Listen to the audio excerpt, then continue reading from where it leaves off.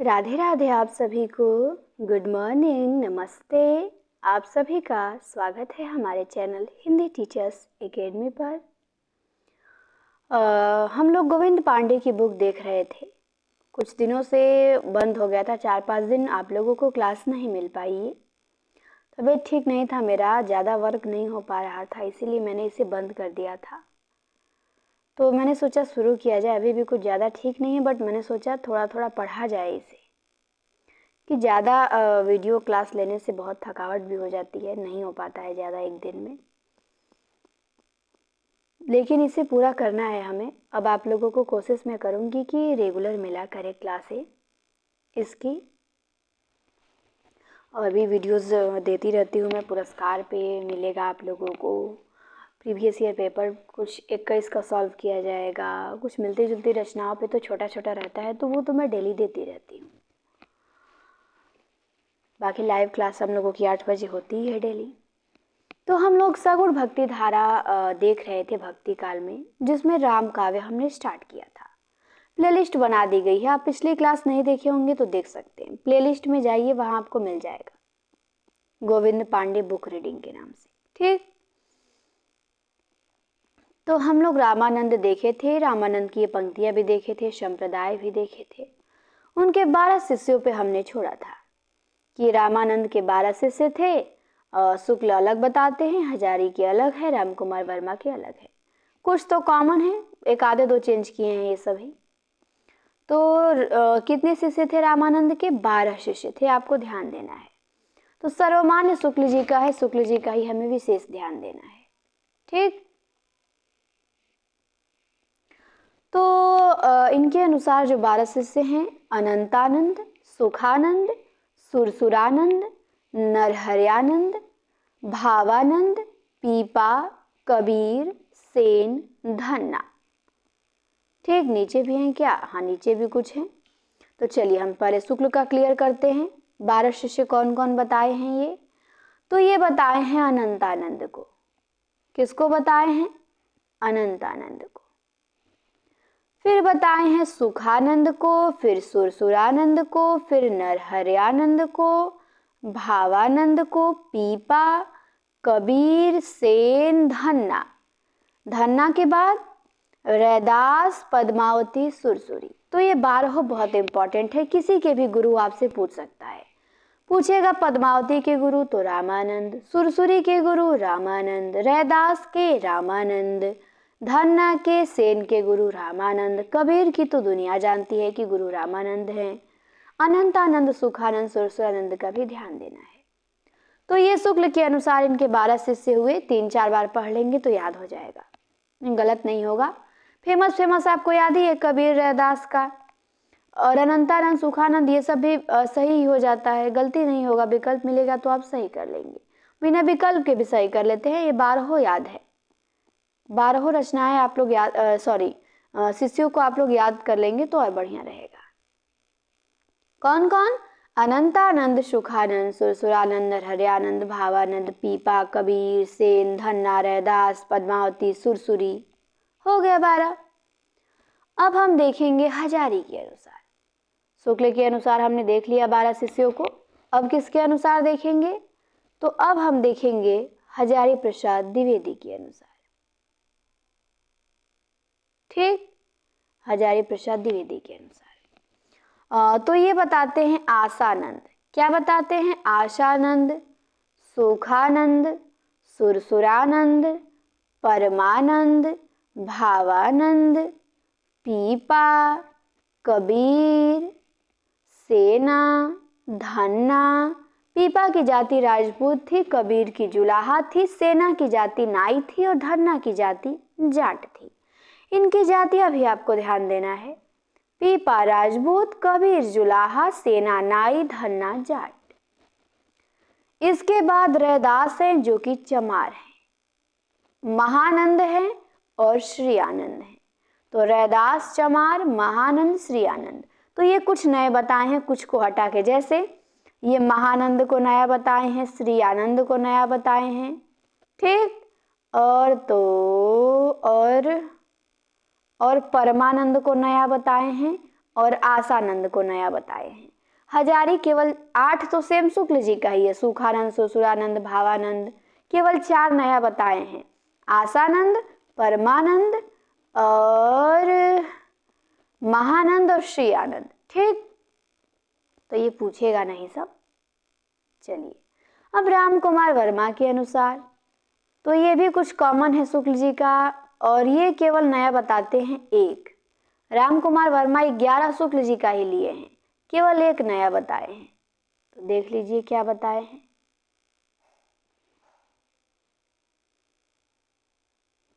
अनंतानंद बताए हैं, सुखानंद, सुरसुरानंद, नरहरयानंद, भावानंद, योगानंद, योगानंद यही नया बताए हैं। और एक सुरेश्वरानंद भी नया है। तो सुरसुरानंद सुरेश्वरानंद मिलता जुलता है।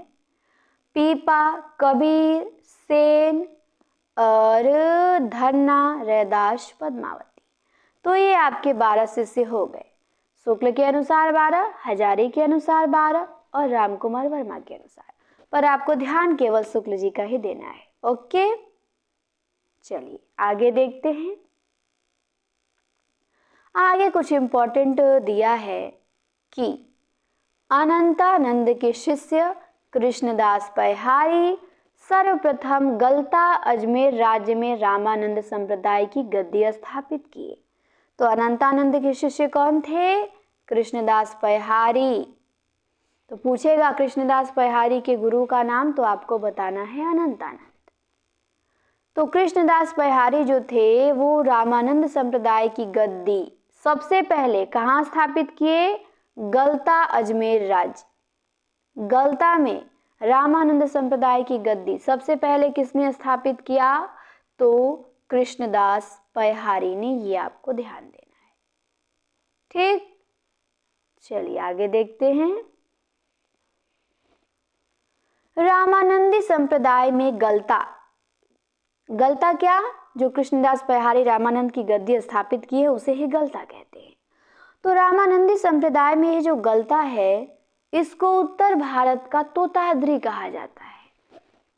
क्या कहा जाता है? गलता को उत्तर भारत का तोताद्री कहा जाता है। ठीक है। गलता में नाथपंथी योगियों का अधिकार था। किसका अधिकार था? तो नाथपंथी योगियों का। अजमेर के राजा पृथ्वीराज पैहारी जी के शिष्य बने। पैहारी के 2 शिष्य बहुत प्रसिद्ध हैं, ध्यान देंगे, अग्रदास और किलदास। कृष्णदास पैहारी के 2 बहुत चर्चित शिष्य हैं, अग्रदास और किलदास। तो अग्रदास के गुरु कृष्णदास पैहारी, पैहारी के गुरु अनंतानंद, अनंतानंद के गुरु रामानंद, रामानंद के राघवानंद, राघवानंद के गुरु रामानुजाचार्य, रामानुजाचार्य के गुरु कांचीपुर। तो पैहारी के 2 शिष्य हुए, अग्रदास और किलदास। ठीक। अब जो किलदास थे ये राम भक्ति में योगाभ्यास का मेल करके एक तपसी शाखा की स्थापना की। तो तपसी शाखा की स्थापना किसने की? किलदास ने की। राम भक्ति में योगाभ्यास की स्थापना, योगाभ्यास का मेल करके।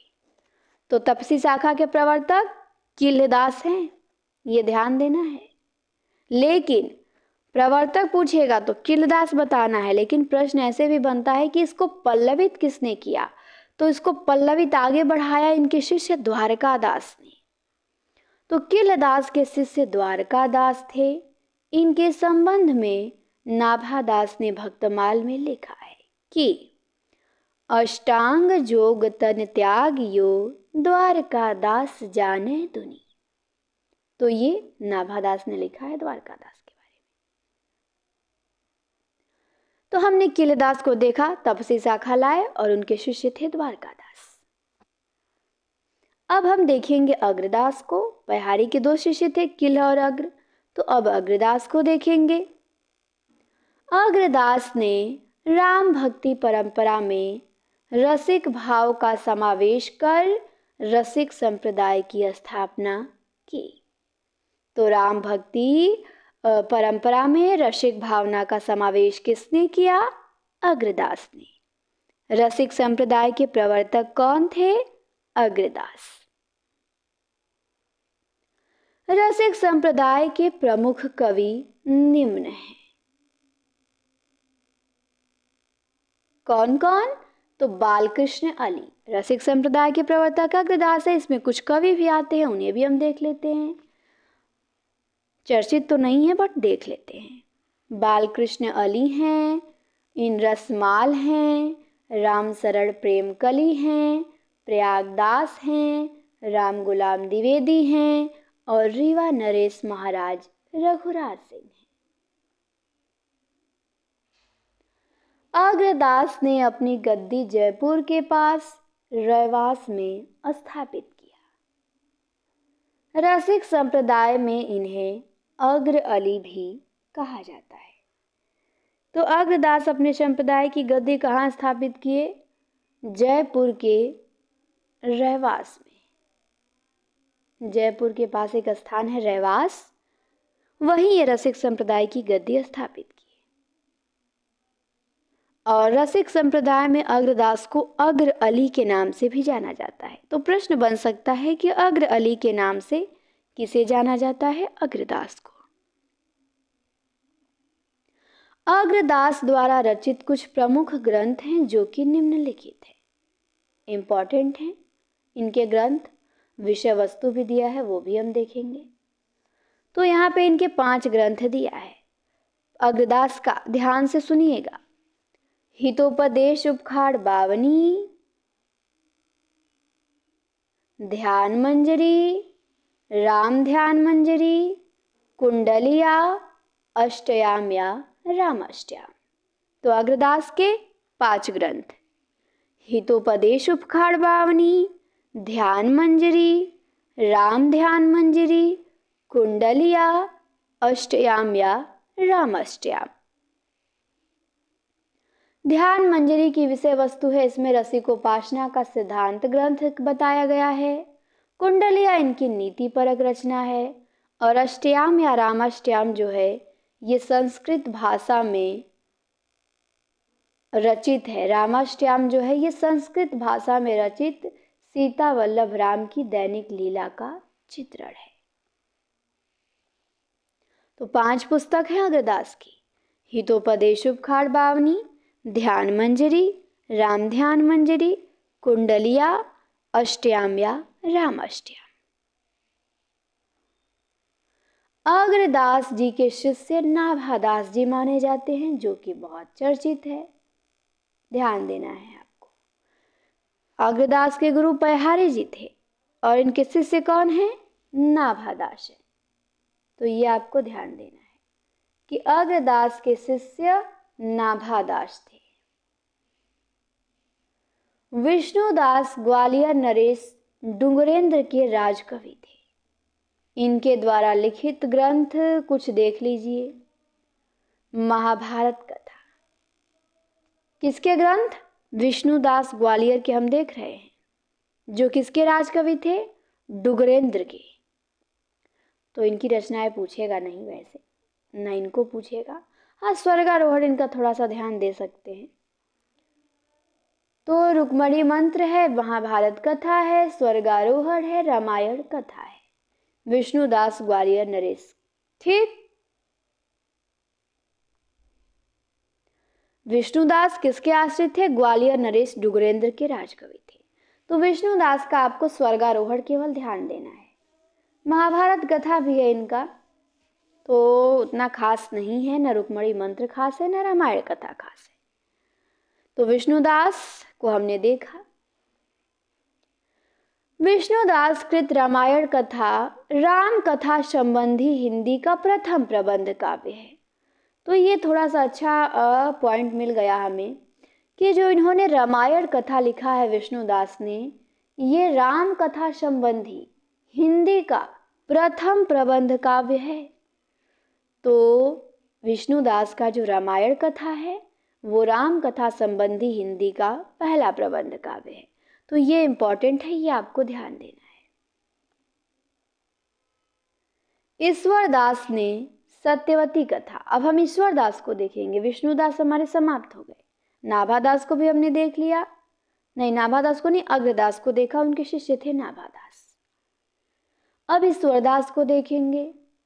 ईश्वरदास की 3 रचनाएं यहाँ पे दी गई हैं। सत्यवती कथा जो 1501 में आता है, भरत मिलाप, अंगद पैज, इनके 3 ग्रंथ यहाँ पे दिए गए हैं। सत्यवती कथा, भरत मिलाप और अंगद पैज। सत्यवती कथा का डेट ध्यान देना है 1501 ईस्वी। गोस्वामी तुलसीदास राम भक्ति शाखा के प्रतिनिधि कवि हैं। ध्यान दीजिए, जो गोस्वामी तुलसीदास हैं वो राम भक्ति शाखा के क्या हैं? प्रतिनिधि कवि हैं। इनका सामान्य विवरण निम्नांकित है। अब हम तुलसीदास जी पे आ गए। हमने ईश्वरदास को देख लिया था, सत्यवती कथा, भरत मिलाप और अंगद पैज। तो अब आते हैं तुलसीदास, जो कि राम कथा, राम भक्ति शाखा के सबसे प्रतिनिधि कवि, सबसे बड़े कवि हैं। इनके बारे में हमें सबसे अधिक जानकारी यहाँ पे दी गई है। तो दिया गया है कि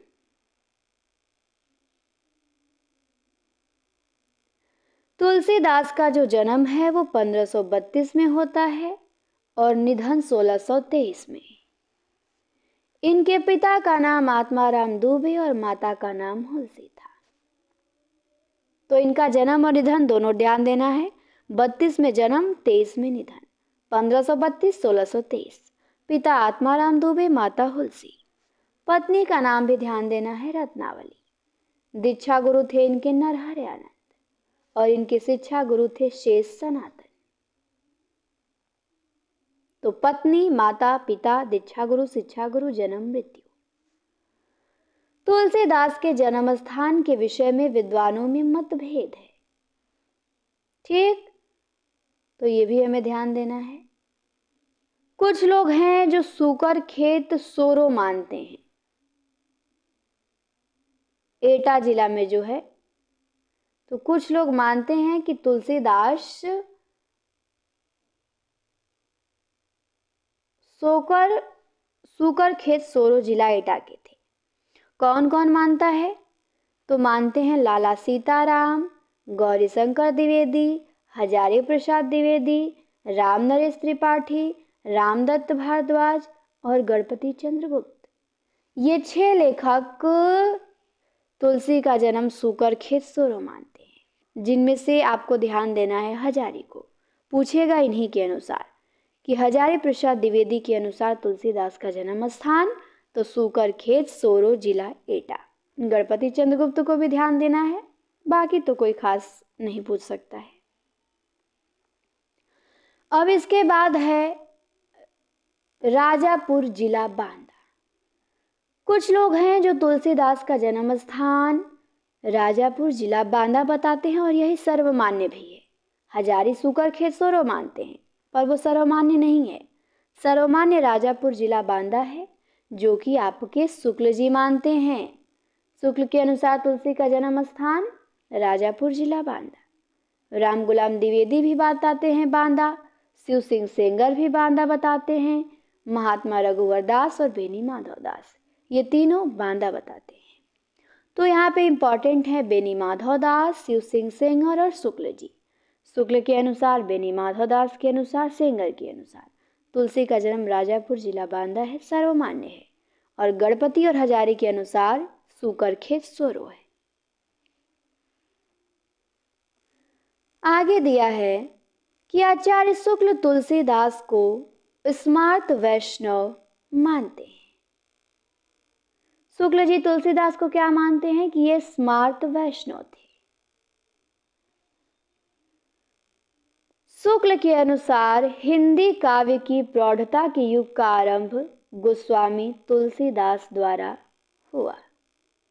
तो शुक्ल जी के अनुसार हिंदी काव्य की प्रौढ़ता के युग का आरंभ किससे हुआ? तुलसी जी के द्वारा हुआ। हाईलाइट भी मैं करती जा रही हूँ, जिससे आपको पता चले हम लोग कहाँ पढ़ रहे हैं और आप ध्यान से देख भी सकें। या आपके पास बुक है तो आप बुक खोल के देखिए और सुनते रहिए हमारे साथ, या फिर आप इसी से देखिए। ठीक, स्क्रीन को फुल कर लीजिए, वीडियो पूरा स्क्रीन फुल करके, और अच्छे से बैठ के देखा जाता है। इसके बाद तुलसीदास के महत्व के संदर्भ में विद्वानों की कही गई उक्तियां, कि विद्वानों ने कुछ कहा है इनके बारे में, उनकी कुछ उक्तियां हैं, उन्हें भी हम देखेंगे क्या कहे हैं। तो नाभादास जो हैं वो तुलसीदास को कहते हैं कली काल का वाल्मीकि। तो तुलसी को कली काल का वाल्मीकि किसने कहा? नाभादास का। या ऐसे भी पूछ सकता है कि कली काल का वाल्मीकि किसे कहा जाता है? नाभादास को। पर यह ध्यान देना है, कली काल का सर्वज्ञ हेमचंद्र को कहा जाता है और वाल्मीकि तुलसीदास को। किसने कहा? नाभादास ने। ये सब प्रश्न पूछते हैं, जैसे ये पूछा गया है कि तुलसी को मुगल काल का सबसे महान व्यक्ति किसने कहा? स्मिथ ने कहा। तुलसीदास को मुगल काल का सबसे महान व्यक्ति स्मिथ ने कहा। तुलसीदास को बुद्धदेव के बाद सबसे बड़ा लोकनायक किसने कहा? जॉर्ज ग्रियर्सन ने कहा। बुद्धदेव के बाद सबसे बड़ा लोकनायक तुलसीदास को किसने कहा? तो जॉर्ज ग्रियर्सन ने। मधुसूदन सरस्वती ने भी कुछ कहा है जो कि पूछा नहीं जाएगा, पर देखना तो है, हमें दिया है तो। ये कहते हैं आनंदन कानने कश्चि अंगम तुलसी तरु कविता मंजरी यस्य राम भ्रमर भूषिता। तुलसी के बारे में ये कुछ संस्कृत में कहते हैं। इसके बाद शुक्ल जी, देखिए ये तो पूछा जाएगा, जरूर पूछा जाएगा शुक्ल जी का। शुक्ल जी कहते हैं तुलसीदास के बारे में कि इनकी वाणी की पहुंच मनुष्य के सारे भाव व्यवहारों तक है। एक ओर तो वह व्यक्तिगत साधना के मार्ग में विराग पूर्ण शुद्ध भगवत भजन का उपदेश करती है, दूसरी ओर लोक पक्ष में आकर पारिवारिक और सामाजिक कर्तव्यों का सौंदर्य दिखा के मुग्ध करती है। तो शुक्ल जी कहते हैं किसके बारे में? ये कथन देगा और पूछेगा कि ये शुक्ल का कथन किसके बारे में है। विकल्प दे देगा सूर, तुलसी, जायसी, कबीर। तो या ध्यान देना है कि तुलसी के लिए कहे हैं कि इनकी वाणी की पहुंच मनुष्य के सारे भाव व्यवहारों तक है। फिर एक बहुत बढ़िया कथन शुक्ल जी कहते हैं कि यह एक कवि ही हिंदी को प्रौढ़ साहित्यिक भाषा सिद्ध करने के लिए काफी है। बहुत बढ़िया कथन कहे हैं तुलसीदास के बारे में शुक्ल जी कि यह एक कवि ही हिंदी को प्रौढ़ साहित्यिक भाषा सिद्ध करने के लिए काफी है।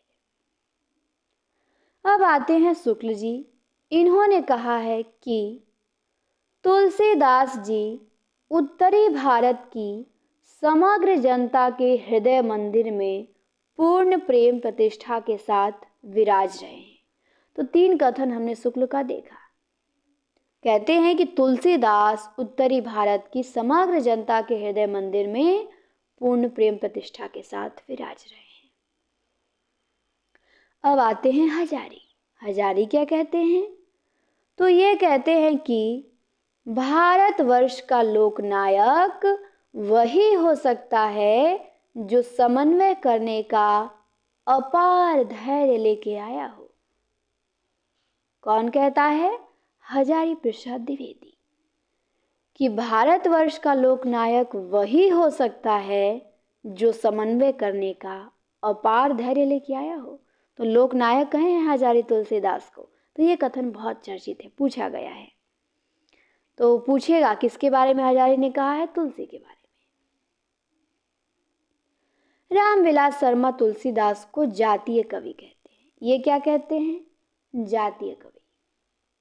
रामविलास शर्मा तुलसीदास को जातीय कवि कहते हैं।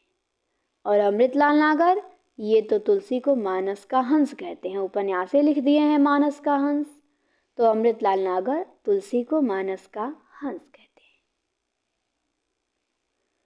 हैं। गोस्वामी तुलसीदास, आगे देखिए, अब हमारा ये जो उपनाम था वो विद्वानों का जो कथन था तुलसी के बारे में वो खत्म हो गया। ठीक शुक्ल हजारी, रामविलास शर्मा और अमृतलाल नागर को हमने देखा। अब देखेंगे कि गोस्वामी तुलसीदास रामानुजाचार्य के श्री संप्रदाय और विशिष्टाद्वैतवाद से प्रभावित थे। इनकी भक्ति दास्य भाव की है। तो भक्ति के प्रकार होते हैं 5: दास्य, सख्य, वात्सल्य। तो तुलसीदास की जो भक्ति है वो कैसी है? दास्य भाव की है। और इनका संबंध किस संप्रदाय से था? श्री संप्रदाय से। श्री संप्रदाय के प्रवर्तक रामानुजाचार्य थे और इनका दर्शन विशिष्टाद्वैतवाद था। तो ध्यान देंगे, तुलसी विशिष्टाद्वैतवाद और श्री संप्रदाय से प्रभावित थे। आगे देखिए, गोस्वामी तुलसीदास की गुरु परंपरा का जो क्रम है वो इस प्रकार है। तुलसीदास के गुरु नरहरयानंद, नरहरयानंद के गुरु रामानंद और रामानंद के राघवानंद। तुलसी के गुरु नरहरयानंद, नरहरया के रामानंद, रामानंद के राघवानंद। आगे दिया गया है कि रत्नावली के निम्न कथन पे तुलसीदास ने वैराग्य धारण किया था। तो ये वही कथन है जो रत्नावली कहती हैं, तो तुलसीदास क्या करते हैं? वैराग्य धारण कर लेते हैं। जब रात में नदी पार करके उनसे मिलने जाते हैं, रत्नावली से रात हो गई रहती है 12 बजे के आसपास, तो रत्नावली उनको यही कथन कहती हैं तुलसीदास को कि लाज न लागत आपको, दौरे आए हूं साथ, धिक धिक ऐसे प्रेम को कहाँ कहो मैं नाथ, अस्थि चरम मैं देह तम, तामे जैसी प्रीत, अतैसी जो श्री राम मह, होती न तो भवभीत। तो रत्नावली का नीचे वाला कथन भी पूछ सकता है कि अस्थि चर्म में देह तम, तामे ऐसी प्रीत। किसकी पंक्ति है? तो रत्नावली की। और ऊपर वाला तो आप लोग जानते ही होंगे, बिल्कुल चर्चित है वो तो, कि लाज न लागत आपको, दौरे आयु साथ, और अस्थि चरम में देह मम, तामे ऐसी प्रीत। गोस्वामी तुलसीदास के स्नेही मित्रों में नवाब अब्दुल रहीम खान खाना, महाराज मान सिंह, नाभादास, मधुसूदन सरस्वती और टोडरमल का नाम प्रसिद्ध है। तो ध्यान देंगे, तुलसीदास के मित्रों में कौन थे? अब्दुल रहीम खान खाना थे, महाराज मान सिंह थे, नाभादास थे, मधुसूदन सरस्वती थे और टोडरमल थे। तो इनके मित्रों के नाम आपको ध्यान देना। यहाँ से प्रश्न कैसे बन सकता है? पूछेगा, 4 विकल्प देगा, कहेगा कि कौन तुलसीदास के मित्रों में शामिल थे, कौन उनके मित्र थे, या ऐसे दे देगा कि कौन उनके मित्र नहीं है। तो आपको पता रहेगा कि उनके मित्र कौन कौन थे, तभी तो सही करेंगे। तो इनके मित्र रहीमदास थे, महाराज मान सिंह थे, नाभादास थे, मधुसूदन सरस्वती थे और टोडरमल थे। कितने हुए? अब्दुल रहीम खान खाना रहीमी हैं, महाराज मान सिंह, तीसरे नाभादास, चौथे मधुसूदन सरस्वती, 5वें टोडरमल। तो इनके 5 प्रसिद्ध मित्र हैं। टोडरमल की मृत्यु पे तुलसीदास ने कई दोहे लिखे थे जो निम्न है। क्या है?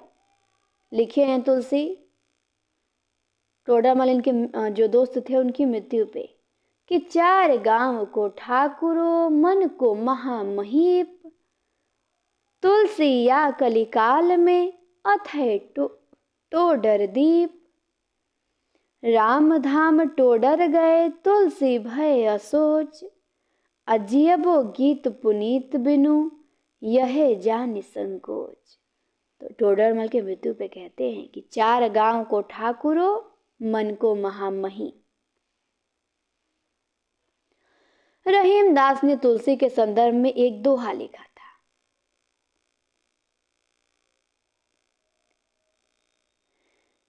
लिखा था कि गोद लिए हुलसी फिरे तुलसी सो सुत हुए। पहले तुलसीदास ने लिखा। तुलसीदास के यहाँ कोई कुछ मांगने आया था, उसकी लड़की की शादी थी, तो रहीम बहुत दानी थे, भक्ति काल के कर्ण कहे जाते हैं। तो तुलसी ने एक दोहा लिख के दिया और उसके पास बोला उस आदमी से कि जाइए रहीम के पास ये दोहा दिखाइएगा और वो आपकी मदद जरूर करेंगे। तो तुलसीदास ने यही दोहा लिखा था कि सुरतीय नरतीय नागतीय सब चाहतीय होए। तो रहीम उसकी बहुत मदद करते हैं, पैसा रुपया धन दौलत सब देते हैं उस आदमी को, और उस आदमी को एक दोहा लिख के उसके जवाब में देते हैं तुलसीदास के कि गोद लिए हुलसी फिरे तुलसी सो सुत होए। तो सुरतीय नरतीय नागतीय सब चाहतीय होए, गोद लिए हुलसी फिरे तुलसी सो सुत होए। तो ऊपर वाली तुलसी की, नीचे वाली रहीम की। अब आता है तुलसीदास के ग्रंथ कि तुलसीदास के 12 प्रामाणिक ग्रंथ हैं। कितने? 12। तो इनके ग्रंथों की संख्या पूछता है 12, जिसमें से 5 बड़े और 7 छोटे हैं। तुलसीदास के ग्रंथों की संख्या 12 है। पूछेगा कितने ग्रंथ हैं, तो 12। तो इनके बड़े ग्रंथ कितने हैं? 5। छोटे ग्रंथ कितने हैं? 7। और नीचे रचनाएं भी दी गई हैं 12 ठो। डॉक्टर उदय भानु सिंह के अनुसार गोस्वामी तुलसीदास की रचनाएं काल क्रमानुसार निम्नलिखित हैं। तो यहाँ मैंने थोड़ा सा इसको लिख लाख के सब गंदा कर दिया है बट समझ में तो आएगा ही। ठीक, तो वैराग्य संदीपनी है। वैराग्य संदीपनी संवत 1626 या 27 के बीच में लिखी गई। ईस्वी निकालेंगे तो 1570 के आसपास आएगी। मैंने सबका ईस्वी में डेट लिख दिया है यहाँ पे। ठीक, संवत में से घटा के, संवत में से 57 वर्ष घटाएंगे तो ईस्वी आ जाएगा। तो चलिए मैं ईस्वी में ही बता देती हूँ। तो वैराग्य संदीपनी है ब्रजभाषा में 1570 ईस्वी में। रामाज्ञा प्रश्नावली है, जिसको दोहावली रामायण भी कहा जाता है, 1571 में। तो ध्यान देंगे, रामाज्ञा प्रश्नावली को दोहावली रामायण भी कहते हैं, ये 1571 में है। रामलला नरछू है 1572 में। जानकी मंगल है, इसका डेट 1629 है। ठीक, ईस्वी में देखेंगे तो ये आपका 1573 के आसपास आएगा जानकी मंगल। रामचरितमानस तो 1574 में है, पता ही है। संवत 1631 में। पार्वती मंगल है 1586 में। कृष्ण गीतावली 1603 में। गीतावली है जिसको पदावली रामायण कहते हैं। देखिए, रामाज्ञा प्रश्नावली को दोहावली रामायण कहते हैं और गीतावली को पदावली रामायण कहते हैं। विनय पत्रिका है जिसे विनयवाली या राम गीतावली भी कहते हैं। विनय पत्रिका कब लिखा गया? संवत 1631 में, उसी के आसपास। फिर दोहावली है, नहीं 1631 में नहीं लिखा गया ये। संवत विनय पत्रिका जो है 79 के आसपास ये कंप्लीट होता है रचना। फिर दोहावली है, फिर बरवे रामायण है, इसके बाद कवितावली है जिसमें हनुमान बाहुक संकलित है, 1623 में है। तो ये इनकी 12 रचनाएं हो गई। ठीक, 12 रचनाएं हो गई। कौन कौन सी? वैराग्य संदीपनी, रामाज्ञा प्रश्नावली, रामलला नहछू। डेट इनका नहीं पूछता है, डेट मानस का ही पूछता है। हाँ, यूजीसी नेट में क्रम लगाने को इनका दे देता है रचनाओं का।